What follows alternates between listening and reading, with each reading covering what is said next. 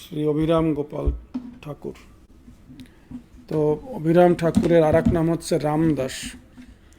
তো আপনারা জানেন যে নিত্যানন্দ প্রভুর যে 12 জন প্রধান শিষ্য, তারা অ্যাকচুয়ালি সবাই ব্রজের দ্বাদশ গোপাল আর কি। তো ঠিক যেমন আমাদের পঞ্চতত্ত্ব পরিবার, আমরা স্মরণ করি সবসময় মহামন্ত্র জপের আগে শ্রীকৃষ্ণ চৈতন্য প্রভু নিত্যানন্দ শ্রী অদ্বৈত গদাধর শিবাসাদি গৌর ভক্তবৃন্দ। এইভাবে আমাদের স্বরগোস্বামী আছেন, শ্রীরূপ সনাতন ভট্ট রঘুনাথ, শ্রীজীব গোপাল ভট্ট দাস রঘুনাথ। তো এইভাবে আমাদের দ্বাদশ গোপাল রয়েছে। তারপরে আরও আছে অষ্ট বসু বা তারপরে 64 মহন্ত, এই ধারণাগুলি আছে। এবং এটি মহাপ্রভু বা পরবর্তীতে মহাপ্রভু সমসাময়িক বা পরবর্তীকালে এই ধারণাগুলি পুষ্টি লাভ করেছে। এবং সেইভাবে আমরা ঠিক যেমন 64 মহন্তের বৃন্দাবনে এক জায়গায় তাদের সমাধিগুলি আছে আর কি। তো দ্বাদশ গোপালের মধ্যে প্রধান অভিরাম গোপাল ঠাকুর। তিনি শ্রীদাম, ভগবান শ্রীকৃষ্ণর সখা শ্রীদামের অবতার। দ্বাদশ গোপালের বাকিদের নাম একটু বলে নিচ্ছি। সুন্দরানন্দ ঠাকুর, তিনি হচ্ছেন সুদামা সখা। ধনঞ্জয় পণ্ডিত হচ্ছেন বসুদামা। গৌরীদাস পণ্ডিত হচ্ছেন সুবল শাখা। কমলাকর পিপ্পলাই হচ্ছেন মহাবল। উদ্ধরণ দত্ত ঠাকুর হচ্ছেন সুবাহু। মহেশ পণ্ডিত হচ্ছেন মহাবাহু। পুরুষোত্তম দাস ঠাকুর হচ্ছেন স্তোক কৃষ্ণ। তো এইভাবে 9 নম্বরে হচ্ছে নাগর, আর একজন পুরুষোত্তম, নাগর পুরুষোত্তম হচ্ছেন দামের অবতার। পরমেশ্বরী দাস ঠাকুর, উনি হচ্ছেন অর্জুন শাখা। কালাকৃষ্ণ দাস হচ্ছেন সম্ভবত অনঙ্গ মঞ্জুরি। এবং শেষে হচ্ছে একজন, নামটা আমার মনে নেই, আর একজন বাকি আছে। যাই হোক, তো অভিরাম গোপাল তিনি আমরা পেলাম কি তিনি শ্রীদাম সখা। তো শ্রীদামকে তিনি রাধারানীর ভাই। তো অভিরাম ঠাকুরের শ্রীপাঠকে বলা হয় মহাপ্রভুর পার্শ্বদবর্গ যখন কোনো স্থানে ভজন স্থান নির্ধারণ, মানে তাদের যে লীলাভূমি আর কি, বেসিক্যালি অনেক সময় হতে পারে তারা জন্মস্থানে, কিন্তু বেশিরভাগই মানে তাদের লীলাভূমি যেখানে তারা বিগ্রহ প্রাপ্ত হয়েছেন, মন্দির করেছেন, ভক্তদের কৃপা দিয়েছেন, সেই জায়গাটাই শ্রীপাঠ বলা হয় আর কি। এর উপরে বইও আছে। যাই হোক, বর্তমানে আমাদের গুরুপাদ পদ্ম শ্রীমৎ জয়পতাকা স্বামী গুরু মহারাজ তিনি শিলা ভক্তি সিদ্ধান্ত সরস্বতী ঠাকুরের আদর্শ অনুসরণ করে এই সমস্ত জায়গাগুলির উন্নত, এবং শিলা প্রভুপাদ যে মানে ফান্ড রেখে গেছেন এবং সেটার দায়িত্বে গুরু মহারাজ ভক্তিয়ন্ত চ্যারিটি ট্রাস্টের মাধ্যমে এই সমস্ত শ্রীপাঠগুলিতে মহাপ্রভুর মানে পাদপৃষ্ঠ তিনি স্থাপন করে চলেছেন একের পর এক। তো যাই হোক, অভিরাম ঠাকুর ধরা হয়ে থাকে তিনি বৃন্দাবন লীলার পরে আর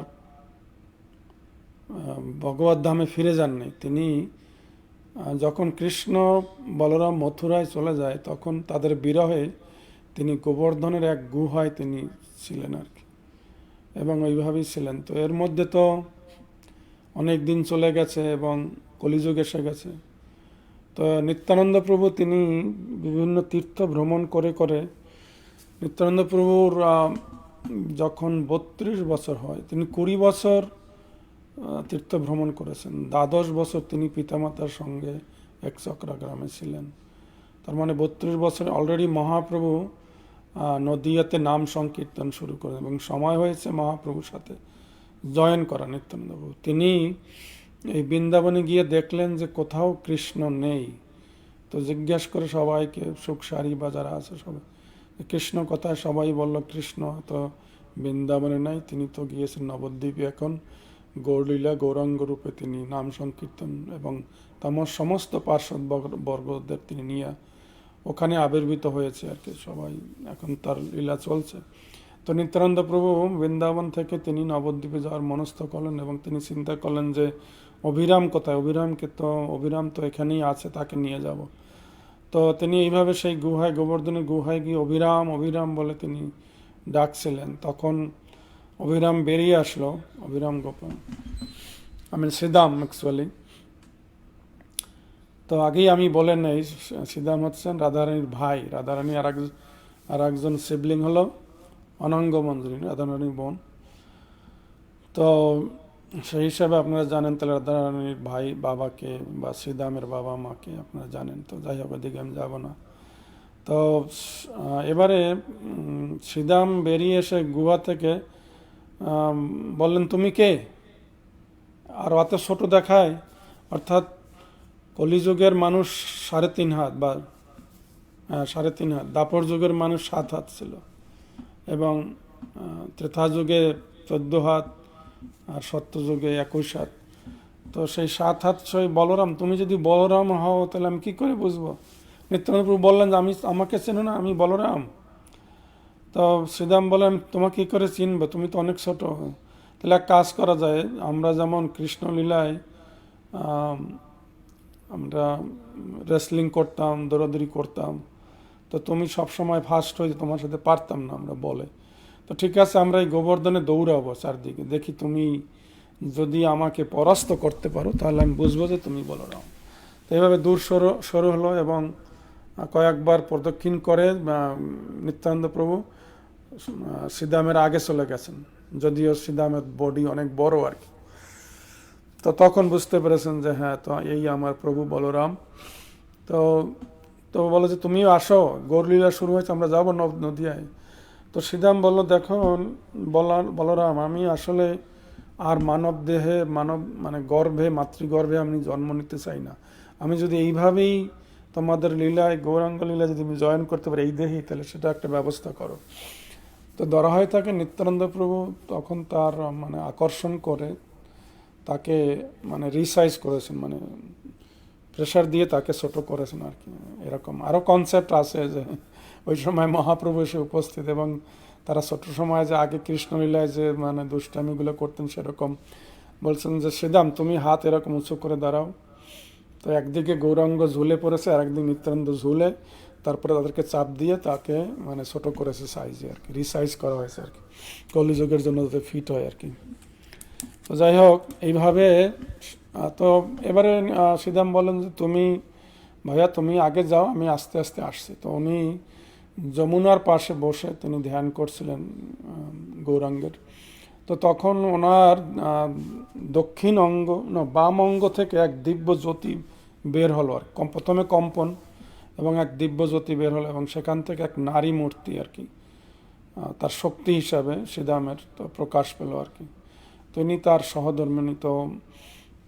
তো তাকে তিনি একটি সম্পুট বা কাঠের বাক্সের ভরে যমুনায় ভাসিয়ে দিলেন। তখন বললেন যে তুমি এইভাবে তুমি গঙ্গা চলে যাও, গঙ্গা দেশ বঙ্গদেশে, সেখানে আমাদের দেখা হবে আর কি।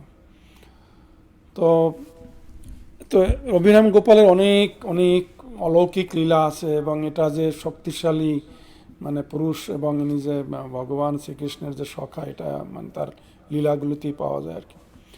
তো এইভাবে এদিকে অভিরাম গোপাল তো মহাপ্রভুর সংকীর্তন লীলায় জয়েন করেছেন, এবং কয়েক জায়গায় অভিরাম গোপালের উল্লেখ আছে, চৈতন্য চরিতামৃত, ভক্তি রত্নাকর, চৈতন্য ভাগবত আছে। মহাপ্রভু যখন নিত্যানন্দ প্রভুকে আদেশ দিলেন সন্ন্যাস নেওয়ার পরে যে শ্রীপাদ, আমি সন্ন্যাস নিলাম, আর তুমিও যদি এখানে পুরীতে বসে থাকো তাহলে বাংলায় মানুষের কাছে প্রচার করবে কে? আমি চাই তুমি বাংলায় যাও এবং গৃহস্থ হও এবং প্রচার করো আর কি। তো নিত্যানন্দ প্রভু বললেন যে আমার কিছু ভক্ত দরকার। তখন মহাপ্রভু বললেন, ঠিক আছে, তুমি অভিরাম গোপালকে নিয়ে নাও, আর গদাধর দাস এবং আমাদের গুরু মহারাজের মতে প্রায় 15 জন ভক্তকে মহাপ্রভু দিয়েছেন, কারণ প্রতি বছর প্রায় কয়েকশো ভক্ত, 400 ভক্তর মতো বাংলা থেকে পুরীতে যেতেন, মহাপ্রভুর সাথে 4 মাস থাকতেন আর কি। তো তারা যখন বঙ্গদেশে ফিরতেছে নিত্যানন্দ প্রভু সহ, তারা কীর্তন করতে করতে পথ হারিয়ে যায়। হয়তো তারা উত্তর দিকে আসবে, কিন্তু তারা ডান দিকে চলে যায়, পূর্ব দিকে গিয়ে 10 মাইল গিয়ে মানুষকে জিজ্ঞেস করে গঙ্গা পথ কোন দিকে, বলে আরে তোমরা তো পথ ছেড়ে চলে আসছো ভুল পথে। তখন আবার তারা কীর্তন করতে করতে তারা এখন আবার রাস্তা ক্রস করে আবার বাম দিকে চলে যায়, এভাবে জিগজ্যাগ করে করে সেখানে পথ হারিয়ে গিয়ে আবার মানুষ বলে না না তোমরা অনেক দূরে দিকে পশ্চিম দিকে চলে আসছো। তো এইভাবে 3 মাস লেগেছে, যেটা 1 মাসের হাঁটার পথ। এবং নিত্যানন্দ প্রভু তার ভক্তদেরকে শক্তি সঞ্চার করে এবং কৃষ্ণ প্রেমে মাতোয়ারা তিনি বাংলায় এসে এইভাবে প্রচার মানে শুরু করেন আর কি। তো বিভিন্ন জায়গায় বিশেষ করে বণিকদের তিনি এবং বিভিন্ন তার যে পার্শ্বদ যে সমস্ত জায়গায় তাদেরকে কৃষ্ণ প্রেমে আপ্লুত করে সেই জায়গার বাসিন্দাদেরকে নিত্যানন্দ প্রভু উদ্ধার করেছেন। তো একটি বিশেষ জায়গা হলো যেটা অভিরাম গোপালের লীলাস্থান, সেটা হচ্ছে খানাকুল কৃষ্ণনগর। তো এই কৃষ্ণনগর কিন্তু আমাদের নদীয়ার কৃষ্ণনগর না, এটা হুগলিতে আর কি। তো তারকেশ্বর যাওয়ার যে ট্রেন, ওই ট্রেনে যেতে হয় হুগলিতে যাওয়ার। তো আমাদের শ্রীমৎ গৌরাঙ্গ প্রেম মহারাজ উনি যে বইটা লিখেছেন শ্রী শ্রী গৌরমণ্ডল দর্শন, এই বইটাতে আপনারা মানে ডিটেলস পাবেন। ওইখানে যেতে হয়, আমার যাওয়ার সৌভাগ্য হয়নি। তো এইখানে যখন অভিরাম গোপাল ওইখানে লীলাবিলাস করবেন, তো উনি যাওয়ার আগেই এই যে মালিনী মানে অভিরাম গোপালের স্ত্রী, যিনি তার বাম অঙ্গ থেকে প্রকাশ হয়েছিলেন, তিনি এই গঙ্গায় জলে ভেসে এসে এই জায়গাটার নাম যে খানাকুল, এই জায়গাটার আগের নাম ছিল কাজীপুর, ওইখানে এসছেন। ওখানে একটা নদী আছে, দ্বারকা নদী। তো সবাই ওইখানে যে কাজী অর্থাৎ মুসলমান যে ম্যাজিস্ট্রেট, তিনি দেখলেন যে তো তার মালিরা হিন্দু আর কি। তো মালিরা দেখলো হঠাৎ করে মানে বৃষ্টি নাই কিছু নাই, হঠাৎ করে সমস্ত বাগান ফুল ফলে ভর্তি, এবং এই সম্পদ যেটা মানে কাঠের বাক্স যেটা এইটা নদীর পাশে এরকম পাওয়া গেল এবং ওখান থেকে জ্যোতি বের হচ্ছে। তো তারা চিন্তা করলো নিশ্চয়ই এর ভিতরে কোনো মহাপুরুষের আগমন হয়েছে, কারণ আমাদের এখানে বাগানে ফল ফুল ভর্তি এবং একটা দিব্য আনন্দ।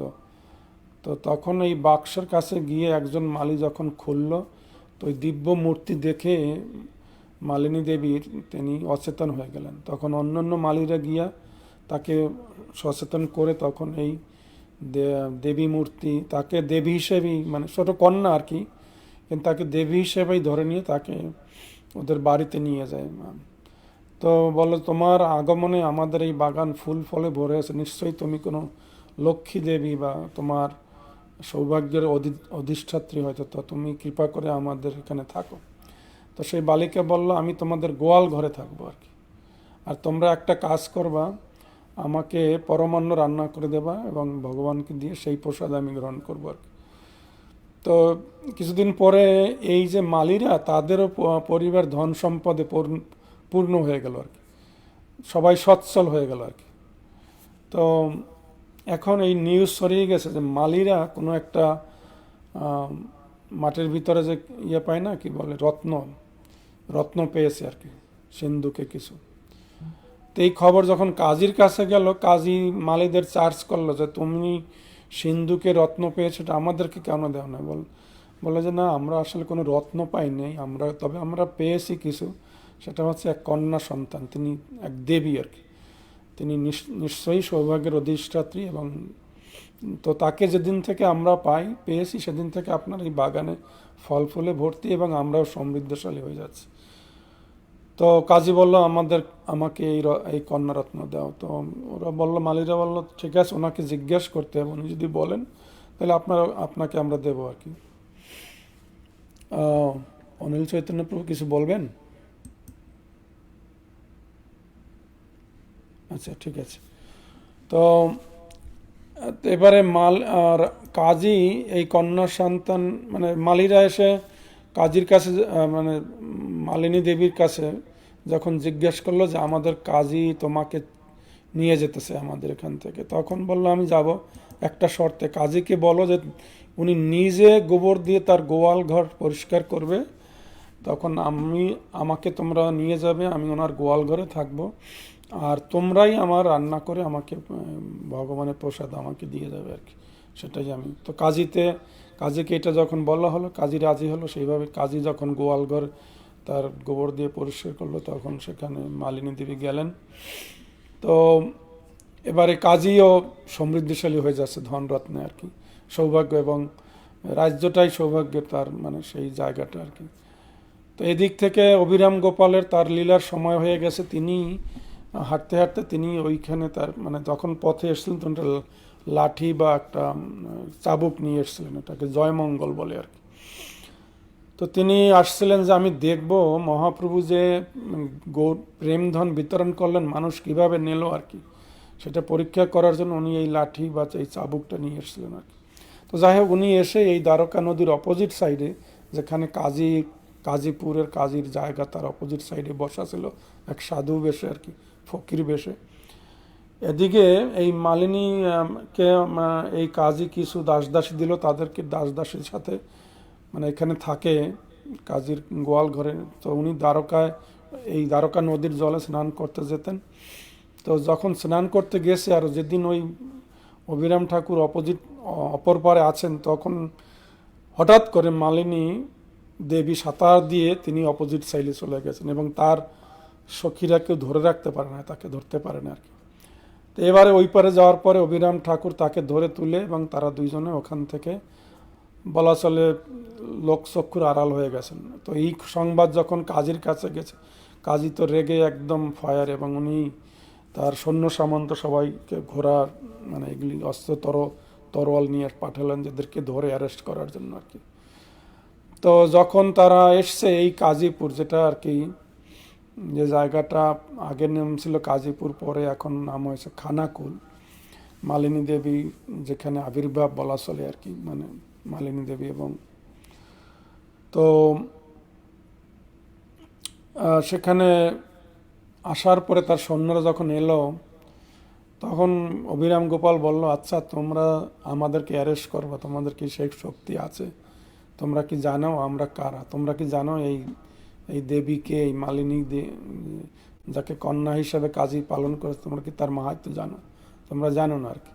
আচ্ছা এক কাজ করো। তো তখন ওই যে সেই নদীর পাশে আগের দিন অনেকগুলো বাঁশ দিয়ে, আমি গৌরাঙ্গ প্রেম স্বামী মহারাজ যেরকম বলেছেন সেরকম বলছি আর কি। আপনারা ইউটিউব অনেক ভিডিও আছে, মানে গৌর পার্শ্ব চরিত্রাবলীতে আছে, তারপরে ভক্তিরত্নাকরে আছে, তারপরে বিভিন্ন জায়গায় আছে। তো এই অনেকগুলি বাঁশ দিয়ে যেমন ভেলা করা হয়, ভেলা তো অনেকগুলো 10-16টা বা কতগুলো বাঁশ দেওয়া। তো বলে তোমরা এই বাঁশটাকে তুলতে পারো, তোমরা কেউ, তোমাদের শক্তি আছে? তো ওরা কেউ মানে পুরো বাঁশের ভেলাটা তুলতে পারো কেউ?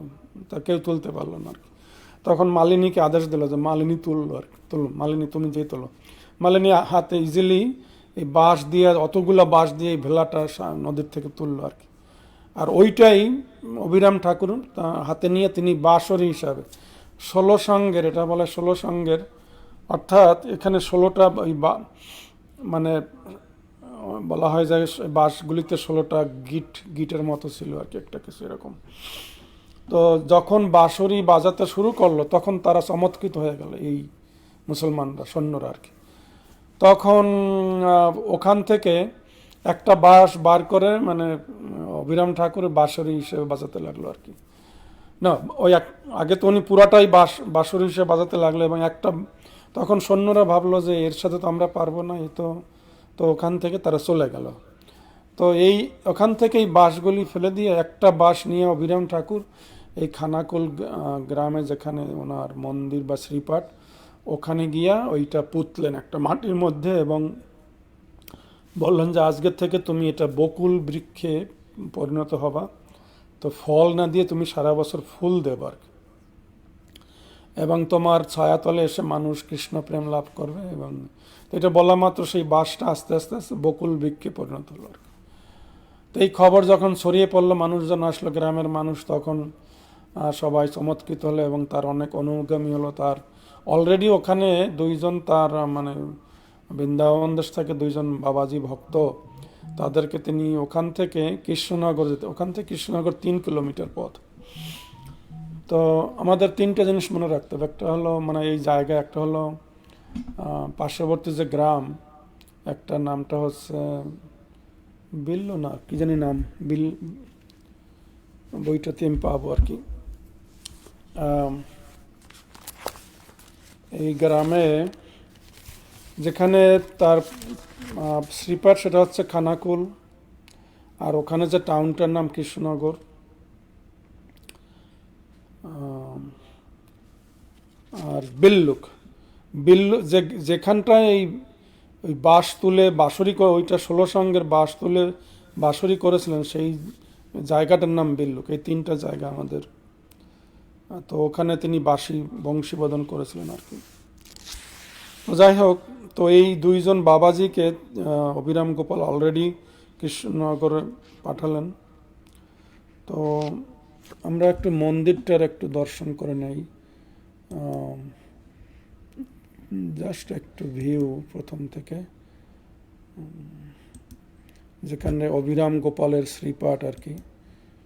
তো এখন আমি ঠিক জানি না যে খানাকুলে মন্দিরটা করেছেন মানে কৃষ্ণনগরে না খানাকুলে, নাকি 2টা জায়গায় মিলেই একটা নাম, এটা আমি বলতে পারবো না। তো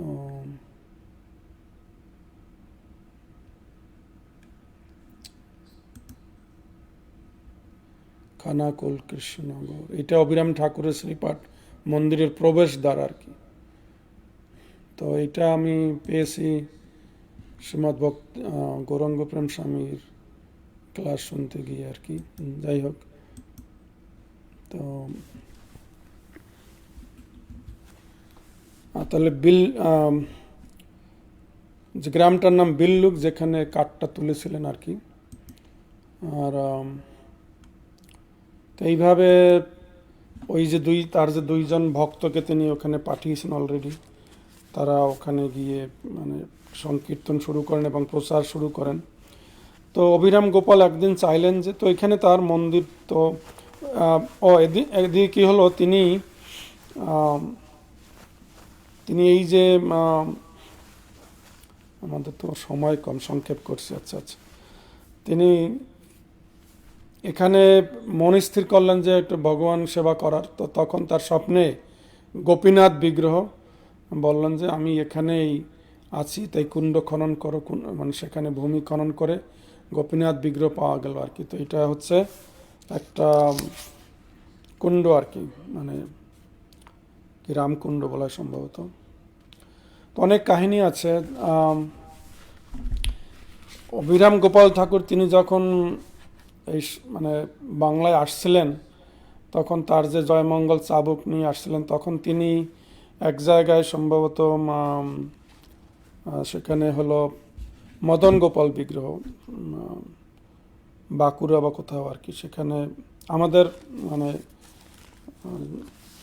শান্তিপুরের মদনমোহন আর কি, মদন গোপাল বিগ্রহ তিনি প্রণাম করলেন। সেই বিগ্রহ বেঁকে গিয়েছে, বেঁকে যাওয়ার পরে মদন মোহন সম্ভবত বললেন যে তুমি আমার এরকম অবস্থা কেন করলে। মানে অভিরাম গোপাল এত শক্তিশালী ছিলেন, যদি কোনো বিগ্রহকে প্রণাম করতেন, সেই বিগ্রহ যদি সঠিক না হয়, সঠিকভাবে প্রাণ প্রতিষ্ঠা এবং সেবা পূজা না হয় বা শালিগ্রাম না হয়, তাহলে সেই বিগ্রহ একদম চুরমার হয়ে যেত আর কি। তো এখানে এই বিগ্রহকে প্রণাম করার পরে তখন বলল যে তুমি আমার এইরকম অবস্থা করলে, মানে বিগ্রহ বেঁকে গিয়েছে। তখন বলে আমি করেছি এখন থেকে, কারণ তোমার সেবায়িতরা তোমার মহিমা জানে না, এখন থেকে তারা তোমার মহিমা জানবে আর কি। তো এইভাবে আর এক বিগ্রহ কৃষ্ণ রায় বিগ্রহ সেখানে প্রণাম করেছেন। সেখানে কৃষ্ণ রায়ের মানে এরকম মুখমণ্ডল থেকে রক্ত ঝরছিল। তখন ওই কৃষ্ণ রায় বলছিল তুমি আমার এরকম অবস্থা কেন করলে। তখন বলে আমি এরকম করেছি যে তোমার এখন মহিমা মানুষ বুঝবে আর কি। তো যাই হোক, এই যে এখন অভিরাম গোপাল তিনি তার নিজস্ব বিগ্রহ তিনি প্রাপ্ত হলেন, নাম হচ্ছে গোপীনাথ বিগ্রহ।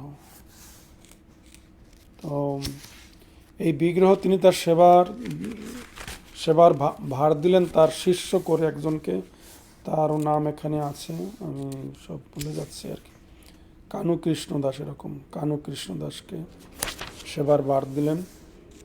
আর যে কুণ্ডতে পাওয়া গেল সেটা হচ্ছে রামকুণ্ড।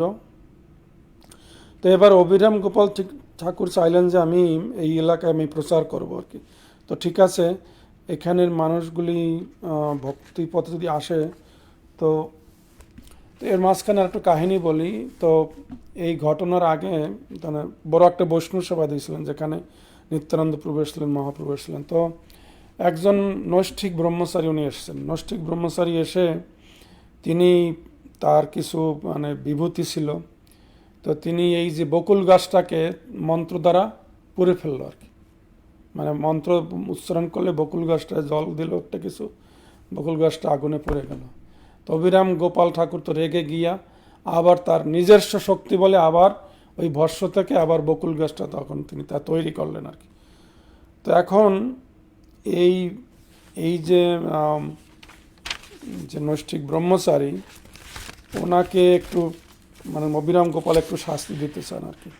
তো ওনাকে বলেন, দেখো তুমি, তোমার ভিতর কিছু শক্তি আছে, এটা আমরা বুঝতে পারছি, কিন্তু একটা পরীক্ষা হোক, আমরা একটা অগ্নিকুণ্ড তৈরি করব, এখানে তুমি তোমার এই ঝোলা, তোমার দণ্ড, এই তোমার মালা কমণ্ডলু সব ঢালবা, আর আমিও আমার কমণ্ডলু, আমার মালা জপমালা বা আমার সব কিছু উত্তরীয় সব কিছু ঢালবা। যদি তোমারটা পুড়ে যায় তাহলে তুমি আমাকে ফলো করবা, আর আমারগুলি যদি পড়ে যায় তাহলে আমি তোমাকে ফলো করবো, অর্থাৎ তোমার শিষ্যত্ব বরণ করবো। তো এইটা করাতে সেই ব্রহ্মচারীর বা সেই তান্ত্রিকের সব কিছু পুড়ে গেছে। তো এখন বাধ্য হইয়া উনি অবিরাম গোপালের শিষ্যত্ব বরণ করছেন আর কি। তো এটা যখন বরণ করছেন, তাকে তাড়াতাড়ি মাথা শেভ করে তাকে কৃষ্ণ মন্ত্র দিয়ে তাকে ভক্ত করে এখন বলে, ঠিক আছে তুমি এক কাজ করো, আমি তোমাকে, তখন বোধহয় গোপাল মূর্তি বা একজন কৃষ্ণ মূর্তি হাতে দিয়ে বলে, তুমি তোমার গ্রামে গিয়া এটা প্রতিষ্ঠা করো এবং এখানে সেবা পূজা ভজন সাধন করো। তা উনি বললেন যে, তো আপনি যখন এত কিছু করলেন আমার জন্য, তো আমি একটা কাজ করি, আপনি আমার গ্রামে আসুন, ওখানে আমরা এই বিগ্রহ প্রতিষ্ঠা করুন। এবং সেইভাবে অবিরাম গোপাল তাকে তার প্রথম শিষ্য তার কাছে গিয়ে, তার বাড়িতে গিয়ে তিনি সেই বিগ্রহ প্রতিষ্ঠা করেন এবং সেখানে অনুষ্ঠান করলেন আর কি। এদিকে এই যে ব্রহ্মচারী, তার কিছু শিষ্যরা কিন্তু এটা মেনে নিতে পারে না আর কি, তার ফলোয়াররা, তারা তাকে পাষণ্ডী মানে মতো আর কি, তারা মানে অবিরাম গোপালের নিন্দামন্দ করতেছিল যে অবিরাম গোপাল একজন সাধু হয়ে তিনি এক কন্যাকে বিবাহ করেছেন যিনি যবনের ঘরে ছিলেন, এরকম। তো অবিরাম গোপালের মনে কষ্ট লাগলো, উনি চাইলেন এদেরকে উদ্ধার করতে হবে। তো আমরা জানি যে গুরু মহারাজ, আমি নিচে লেকচারে শুনেছি যে অবিরাম গোপাল একটা ইংলিশে লেকচারটা ছিল নামহট্ট প্রচারের উপরে, গুরু মহারাজ রাধানাথ মহারাজ সেখানে ছিলেন সেই ক্লাসে। তো সেইখানে গুরু মহারাজ বলেছিলেন যে অবিরাম গোপাল তিনি মিটিং করেছেন তার শিষ্যদের নিয়ে প্রচার করার জন্য, যে আমরা এই একটা গ্রাম প্রচার করলাম, এই গ্রামটা উদ্ধার হয়ে গেল, কিন্তু ওই পাশের গ্রামটায় তো আমরা কোনো ভক্ত করতে পারলাম না, বা ওই গ্রামটা আমরা কোনো ভক্ত করতে পারলাম না। তখন তার শিষ্যরা বললো যে ওইখানের ওই যে গ্রামে আমরা, আপনি বলছেন ভক্ত করতে পারলেন না, ওর পাশের গ্রামে একটা ভক্ত আছে আমাদের। তো রিয়েলি ঠিক আছে, তাহলে ওই যে ভক্ত আছে ওর বাড়িতে গিয়ে আমরা একটা অনুষ্ঠান করব, একটা বৈষ্ণব সেবা দেব, কাজেই মানুষ তো আসবে ওখানে, আসলে পরে ওই যে গ্রামে কোনো ভক্ত নাই ওরা ভক্ত হয়ে যাবে। তো আমরা এই নামহট্টর বিষয়ে, নামহট্টর ইতিহাস সম্বন্ধে গুরু মহারাজ বলছিলেন যে ইতিহাসে আছে আমাদের ইষ্টগোষ্ঠী করা, মিটিং করা আর কি।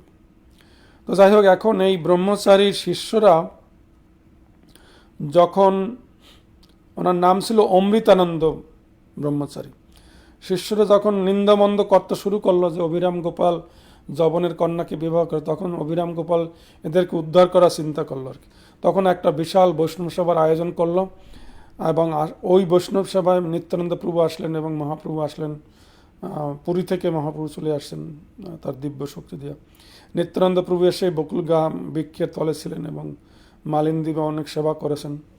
তো নিত্যানন্দ প্রভু মহাপ্রভুকে জিজ্ঞাসা করলেন যে এরা যে বলছে যে মালিনদেবী যবন কন্যা, তার থেকে কি আমরা প্রসাদ খেতে পারি?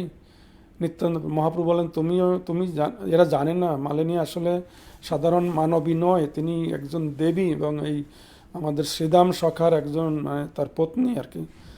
তো নিত্যানন্দ প্রভু বলেন, তাহলে একটা কাজ করা যায় আর কি, আমরা মালিনী দেবীর মাহাত্ম্য আমরা প্রচার করবো। তো উনি পবনদেবকে আদেশ দিলেন যে পবনদেব এই যখন প্রসাদ পরিবেশন করবে মালিনী দেবী, তখন তার মাথার কাপড় উড়িয়ে ফেলবে। যখন উড়িয়ে ফেলবে তখন মালিনী দেবী তার দুই হাতে প্রসাদ পরিবেশন করছে, উনি আরও দুই হাত মানে ম্যানিফেস্ট করে উনি তার মাথায় কাপড় দেবেন আর। ঠিক প্রসাদ পরিবেশনের সময় এরকম মালিনী দেবী কাপড়টা সরিয়ে ফেললো পবনদেব, এবং তো এখানে অভিরাম গোপাল এর একজন শিষ্য ছিল, তিনি নাম হচ্ছে মুকুন্দ দাস। উনি অভিরাম ঠাকুরের উপরে একখানা গ্রন্থ লিখেছেন, নাম হলো অভিরাম লীলামৃত আর কি। তো ওখানে লিখেছেন যে পবনদেব এই সেবাটা করতে গিয়ে উনি আর প্রসাদ নিতে পারেন না, তাই মালিনী দেব ওনাকে আদেশ দিলেন যে এখানে প্রত্যেক বছর এই দিনে অনুষ্ঠান হবে এবং তখন তুমি আসবে, পবনদেব আসবে এবং এখানে প্রসাদ নেবে। যাই হোক, তো এইভাবে মালিনী দেবীর মানে মহিমাটা প্রচার হলো, এবং এই যে অমৃতানন্দ ব্রহ্মচারী তার শিষ্যরা তারা বুঝতে পারলো তাদের ভুলগুলি, কিন্তু তবুও তারা প্রসাদ নিতে আসেনি, যেহেতু তারা মনে করেছে যৌবন কন্যার। তো এবারে অভিরাম ঠাকুর তিনি করেছেন কি, তিনি একটা প্ল্যান করেছেন। তিনি তার যোগ বলে একটা বিড়ালকে মার্জা তৈরি করেছেন, বৈষ্ণব বিড়ালটা আবির্ভূত হলো সাথে সাথে, এবং তাকে আদেশ দিল তুমি আমাদের এই সমস্ত এই যে গৌরনীতার মহাপ্রসাদ যে বাকিটা উচ্ছিষ্ট সম্পূর্ণটা গ্রহণ করে এই যে সমস্ত পাষণ্ডী আছে বা এই গ্রামে যারা মানে এই যে অমৃতানন্দ ব্রহ্মচারীর যত শিষ্য আছে তাদের বাড়িতে হাঁড়ি করাইতে গিয়ে তুমি সেটা আবার মানে মুখ থেকে আবার বমি করে দিয়ে আসবার সমস্ত তাদের হাঁড়ি করাইতে।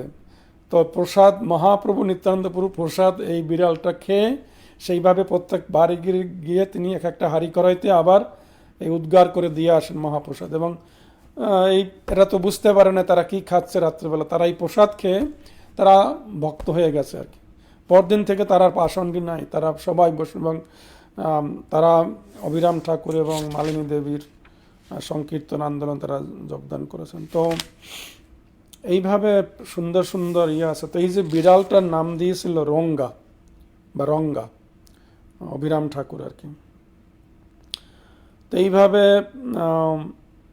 তো মহাপ্রভু সেখানে প্রসাদ পেয়েছেন আর কি। তো যাই হোক, অভিরাম ঠাকুরের তার বর্ণনা আরও আছে। বিশেষ করে আপনারা জানেন যে কারণে কৃষ্ণদাস কবিরাজ গোস্বামী মনে ব্যথা পেয়ে তিনি সংসার ত্যাগ করে বৃন্দাবনে গিয়েছিলেন, এটা অনেক পরে, আরও পরের ঘটনা আর কি। তো কৃষ্ণদাস কবিরাজ গোস্বামী একদিন বাড়িতে তার নিজের মানে পৈতৃক ভিটায় তিনি বৈষ্ণব সভার আয়োজন করেন এবং মহাপ্রভুর ভক্তরা আসে, এবং এই রামদাস তিনি সেখানে ছিলেন আর কি। তো মানে একজন মহাশক্তিশালী পুরুষ, ইনি নৃত্যকীর্ত করছিলেন আর কি। তো ওনার একজন পূজারী ছিল, মানে ওই কৃষ্ণদাস কবিরাজ গোস্বামীর মানে বাড়িতে যে মন্দিরে যে বেতনভোগী পূজারী গুণার্ণব মিশ্র সম্ভবত, সেই রামদাসের সমালোচনা করছিল আর কি।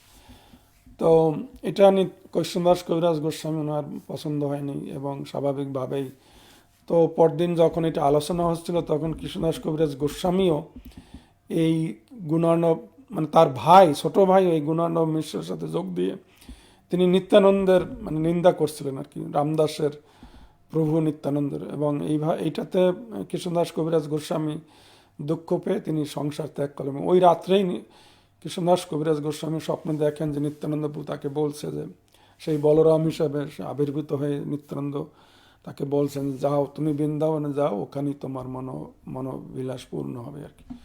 তো ওইটা ওখানেও আছে। আর আরও আছে বর্ণনায় যে যাকে তার যে চাবুকটা আর কি, অভিরাম গোপালের চাবুক জয়মঙ্গল, এটা দিয়ে তিনি যাকে প্রহার করতেন তার সাথে সাথে কৃষ্ণ প্রেম লাভ হইতো আর কি। এইটা তিনি করেছেন। আমরা এই বইটায় পাচ্ছি যে মহাপ্রভু যখন লোকান্তরিত হয়েছেন আর অন্তর্ধান হয়েছেন, তার লীলা সাঙ্গ করেছেন তখন আর কি। তারপরে এটা মহাপ্রভু থাকা অবস্থায় তিনি যাকে দেখতেন তিনি তিনভাবে কৃপা করতেন।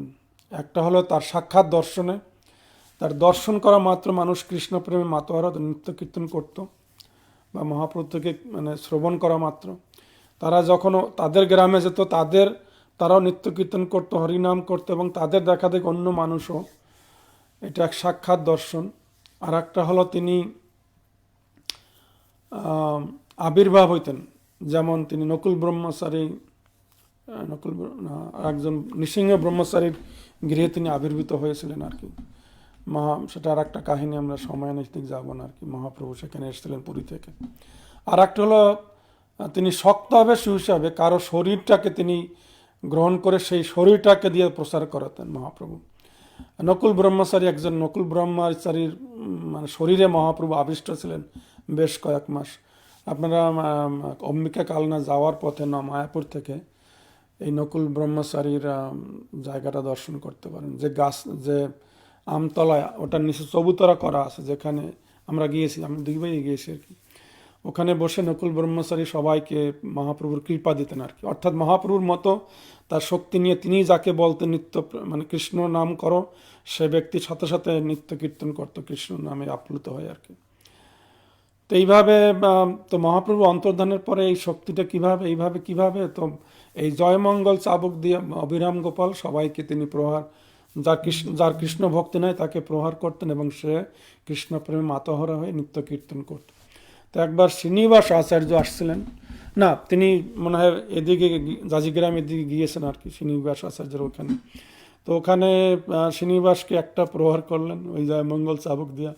শ্রীনিবাস তখন বালক, তখন নিত্য কীর্তন শুরু করলেন এবং তারপরে তৃতীয় প্রহার করতে যখন গিয়েছেন তখন মালিনী দেবী চাবুকটা ধরেছেন যে তুমি আর এই বালককে আর এত মেরো না আর কি। সে যদি কৃষ্ণ প্রেমে মাতোয়ার হয়ে যায় তাহলে সে এই গোস্বামী গ্রন্থ বা সে কীভাবে প্রচার করবে আর কি। তো এরকম আরও কাহিনী আছে। নিত্যানন্দ প্রভুর আপনারা জানেন যে দ্বিতীয় পত্নী বসুধা, প্রথম পত্নী জাহ্নবা দেবী, তার কোনো সন্তান ছিল না, কিন্তু বসুধা দেবীর 7, 8, 9টা সন্তান হয় আর কি। তো প্রথম 7 সন্তান এই যখন জন্ম হয়, ভূমিষ্ঠ হয়, এই রামদাস অভিরাম গোপাল তিনি আসেন। আসার পরে তিনি হয় প্রণাম করেন, প্রণাম করলে এই সন্তানগুলি অন্তর্ধান হয়ে যায় আর কি, নিত্যানন্দ প্রভুর হাত থেকে অন্তর্ধান হয়ে যায়। তো এইভাবে 7টা সন্তান যখন অন্তর্ধান হয়ে গেছে তখন স্বাভাবিকভাবেই বসুধা দেবী একটু মনক্ষুণ্ণ ছিলেন। আর তখন তিনি আর 8ম সন্তান যখন আসে তখন তিনি চাইছিলেন না যে আর এই অভিরাম আর আসে আশীর্বাদ দিতে। তো সেটা তো নিত্যানন্দ প্রভু জানে অভিরামের মাহাত্ম্য। তো 8ম সন্তান এই গঙ্গা দেবী হিসাবে তিনি আসলে, গঙ্গা দেবী স্বয়ং বসুধার গর্ভে তিনি জন্মগ্রহণ করেন। তো অভিরাম ঠাকুর আসলেন, প্রণাম করলেন গঙ্গা দেবী, কিন্তু গঙ্গা দেবী অন্তর্ধান হলেন না আর কি। তখন তিনি বুঝতে পারছেন যে এই স্বাভাবিক না, এই মানে মহামানবী গঙ্গা, স্বয়ং গঙ্গা দেবী। তো সাথে সাথে তিনি 100টা শ্লোক দিয়ে গঙ্গা দেবীর মাহাত্ম্য বর্ণন তিনি রচনা করলেন আর কি। এরপরে নিত্যানন্দপুর সন্তান হিসেবে বীরভদ্র আবির্ভূত হন, বীরচন্দ্র গোসাই। আসলে তিনি আমাদের মানে বৈষ্ণব সিদ্ধান্ত অনুযায়ী তিনি হচ্ছেন আমাদের পরমাত্মা আর কি, ক্ষীরোদকসাই বিষ্ণু আর কি। একই সাথে তাকে মানে কৃষ্ণের মনে হয় ছেলে বা গ্র্যান্ডসন অনিরুদ্ধর অবতার ধরা হয় আর কি। তো বীরভদ্র গোসাই উনি যখন জন্মগ্রহণ করলেন তখন অভিরাম আসবে। কিভাবে আসবে? তো কিছু বৈষ্ণবরা ওই পথ দিয়ে খড়দাহে যাচ্ছিল, খড়দাহে যেখানে নিত্যানন্দ প্রভু থাকতেন আর কি। তো তারা যাওয়ার পথে এই খানাকুল কৃষ্ণনগর হয়ে আসছিল। তখন অভিরাম গোপালকে বলছে, আমরা খড়দাহে যাচ্ছি, নিত্যানন্দপুর ছেলে হয়েছে, আমরা আমন্ত্রণ পেয়েছি, তুমি যাচ্ছ না? বলে না তো, আমি তো যাই না। তো সেটা কি করে হয়? আমাকে নিত্যানন্দ এরকম বলে নাই তার ছেলে হয়েছে? তো ঠিক আছে, তোমরা যাও, আমি আসছি। তো এইটা যখন মানে এই বৈষ্ণবরা যখন এসছে খড়দাহে, তখন নিত্যানন্দ প্রভুকে বলল যে অভিরাম কিন্তু আসতেছে।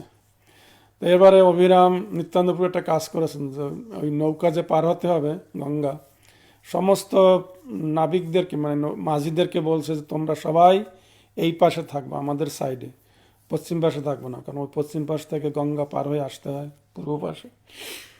তো এখন অভিরাম গোপাল তিনি এসে দেখেন যে কোনো নৌকা নাই এখানে। তখন বুঝতে পারছেন যে নিত্যানন্দের ইচ্ছা, তার প্ল্যান এটা হয়েছে। তো তখন উনি ওনার গায়ের চাদর এরকম জলে ভাসিয়ে ওই চাদরে বসে, জলের উপর বসে একদম তিনি গঙ্গা পার হয়ে এই পাশে এসছেন। তো নিত্যানন্দ প্রভু বাড়িতে এসে তিনি আসার পরে নিত্যানন্দ প্রভু তাকে ভোজন করালেন, বসুধা মানে জাহ্নবা মাতা তাকে ভোজন করালেন।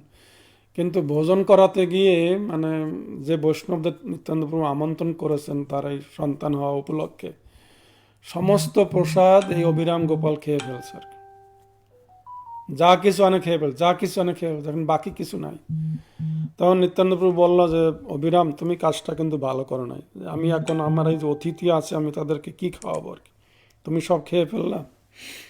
তো অবিরাম ঠাকুর বলেন, তুমি গিয়ে দেখো তোমার রান্নাঘরে। তো নিত্যানন্দ প্রভু আবার রান্নাঘরে গিয়ে দেখে আবার সব কিছু পরিপূর্ণ আর কি। তা ঠিক আছে, ভোজন টোজন হয়ে গেল। এবারে নিত্যানন্দ প্রভু বললেন যে আচ্ছা, তুমি তো আমাকে তোমার পুত্র হয়েছে তার তো দর্শন করালে না। তো তো নিত্যানন্দ প্রভু আহ, এই বীরভদ্রকে নিয়ে আসেন আর কি। অবিরাম অবিরাম ঠাকুর প্রণাম করেন, কিন্তু বীরভদ্র অন্তর্ধান হন নাই। এবং তখন অবিরাম ঠাকুর বুঝতে পেরেছেন যে সাক্ষাৎ ঈশ্বর, সে মানে চৈতন্য লীলায় এই আমাদের ক্ষীরোদকশাহী অর্থাৎ আমাদের পরমাত্মা তিনি এখানে আবির্ভূত হয়েছেন। তো তখন তিনি 8টা বোধহয় শ্লোক রচনা করেছেন এই বীরভদ্রের উপরে, অবিরাম গোপাল ঠাকুর বীরচন্দ্রের উপরে আর কি। তো এইভাবে অবিরাম ঠাকুরের মহিমা আমরা অনেক শাস্ত্রে অনেক দেখতে পাই। এবং আমাদের মানে জানা উচিত, যে আমাদের পড়া উচিত, আমরা কেন গৌর পার্ষদ আমরা পড়ব, বা গৌর পার্ষদদের চরিতাবলী আমরা কেন পড়ব। কারণ হচ্ছে আমরা তাহলে মহাপ্রভুর অনেকগুলি আমাদের বেনিফিট আর কি, মহাপ্রভুর পরবর্তীকালে মানে এই আমাদের প্রচার কার্য কিভাবে প্রসার লাভ করেছে এটা আমরা একটা ধারণা পাব। মহাপ্রভুর ভক্তরা কীরকম আচরণ করেছেন সেটাও আমরা জানতে পারবো। অনেক অনেক বেনিফিট আছে। তারপরে আমরা আমাদের প্রচারের আমাদের সাহস বাড়বে, আমাদের উৎসাহ বাড়বে, আমরা তাদের লীলাগান কীর্তন করে আমরা পবিত্র হইতে পারবো। এবং তো একটা প্রশ্ন হলো, আমরা একটু এখানে শেষ করব অবিরাম ঠাকুরের প্রণাম মন্ত্র দিয়ে। অবিরাম ঠাকুর তিনি তার সুন্দর একটা প্রণাম মন্ত্র আছে, সম্ভবত এই তার যে তার যে শিষ্য যে অবিরাম লীলামৃত লিখেছে আর কি, মুকুন্দ দাস, তারই রচনা আর কি। বন্দে অহম শ্রী শ্রী গোপীনাথ মহাপ্রভুর বিজয়তে যত্র অভিরাম মহান গোস্বামী শ্রীযুত পদকমলম মালিনী সহিতম শক্তাবতারম সহগণ চরণাম্বুজে সদা শহরম স্মর শরণমিতি, সদা শরণমিতি। তো বাংলা করলে এভাবে হয়, আমি আমার সশ্রদ্ধ প্রণতি নিবেদন করছি তার ইষ্টদেব গোপীনাথ বিগ্রহের, যেখানে গোপীনাথ বিগ্রহ মহাপ্রভু এবং বিরাজ করেন, তার মন্দিরে কিন্তু নিত্যানন্দ বা বলরামের বিগ্রহ আছে, যেখানে তিনি তার শক্তি, তার মালিনী দেবীকে নিয়ে তিনি অবস্থান করেন। এবং তার সমস্ত পার্শ্বদেরকে আমি আমার সশ্রদ্ধ প্রণত নিবেদন করি। তো আমাদের জানা উচিত যে মহাপ্রভুর প্রত্যেকজন পার্শ্বদ তারা কিন্তু নিত্য পুরুষ আর কি, মুক্ত পুরুষ আর কি, তারা কিন্তু আমাদের। তো এই জন্য নরোত্তম ঠাকুর গেয়েছেন, গৌরাঙ্গের সঙ্গীগণে নিত্য সিদ্ধ করি মানে, সে যায় ব্রজেন্দ্র সুত শ্রী গৌর মণ্ডল ভূমি যেবা জানি চিন্তামণি, তার হয়ে ব্রজভূমে অর্থাৎ গৌরাঙ্গের সঙ্গীগণে নিত্য সিদ্ধ করি মানে, তারা কিন্তু নিত্য সিদ্ধ আর কি, তারা তো সে যায় সেই ব্রজেন্দ্র সুত পার যেতে পারে, তারই যোগ্যতা আছে, যদি এটা আমরা বুঝতে পারি আর কি।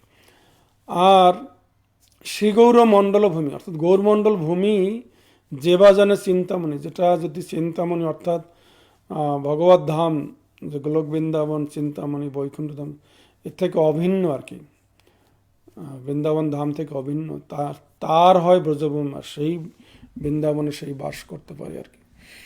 তো আমি এই বলে আমি শেষ করেছি। আমার বলতে রইলে ক্ষমা করবেন, এবং আমার কোনো সংশোধন থাকলে আমাদের সর্বমিত্র প্রভু সহ আপনারা আমাকে সাহায্য করবেন।